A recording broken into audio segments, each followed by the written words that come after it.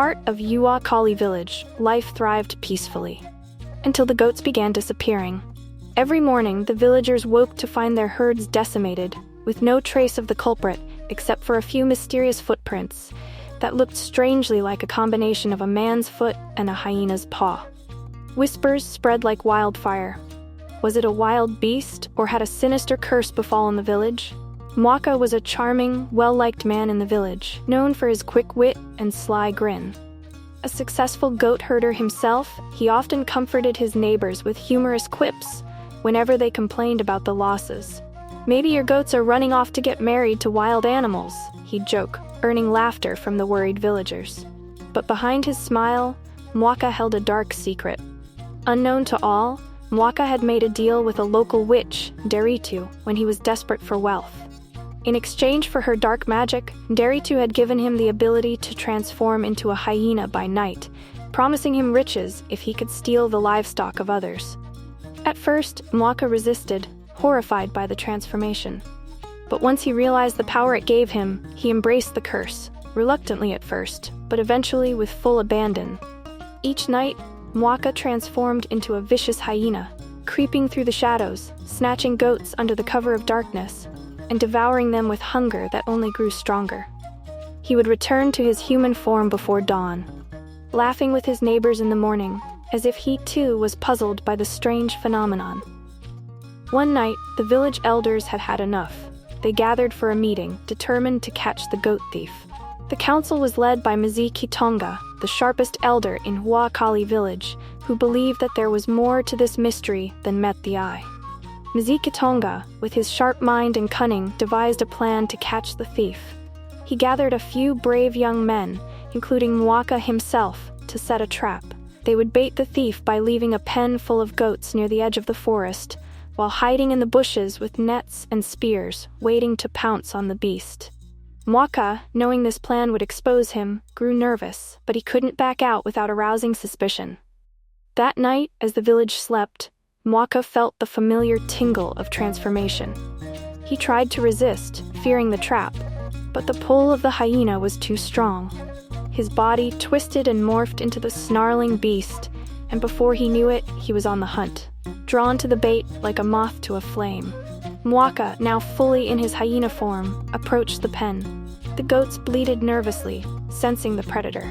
Just as Mwaka pounced, the young men sprang their trap. Nets flew over him, and spears pinned him to the ground. The villagers surrounded the captured beast, cheering for their victory. Mwaka approached with a torch, staring into the hyena's eyes. He saw something familiar, a flicker of humanity in the beast's gaze. With a deep, knowing voice, he said, "This is no ordinary hyena." As the villagers watched in shock, Mwaka pulled out a sacred talisman he had received from a distant medicine man, chanting an incantation. Slowly, before their eyes, the hyena began to shrink and shift, its fur falling away, until lying on the ground in shame was none other than Mwaka. Pause, please. Are you enjoying listening to the story? Please consider subscribing, liking, sharing, and also commenting if you are still interested in listening to our story. Tell us the next story you would love to hear from us. Let's continue telling our story. The crowd gasped, eyes wide in disbelief. Mwaka, the sly, charming herder who had joked about the missing goats, was the thief all along. Realizing he had been caught, Mwaka confessed his sins. "I made a terrible deal with the witch Nderitu," he began, his voice trembling. "I wanted more wealth, more power, but the price was too high. Each night, I became this creature. I never wanted to hurt anyone, I just couldn't stop." The villagers were furious, but Mwaka, wise as ever, silenced them with a raised hand. "Mwaka, you have wronged this village, but we shall not become beasts ourselves by seeking revenge. You must pay for your crimes, but the curse can be lifted, if you're willing to face Nderitu again and break the dark magic." Mwaka, ashamed and desperate for redemption, agreed. He and Mwaka set out the next morning to find Nderitu and beg for her forgiveness. As they approached Nderitu's hut deep in the forest, the witch emerged with a knowing smile. "So, Mwaka, you've come to undo what you begged me for?" She sneered.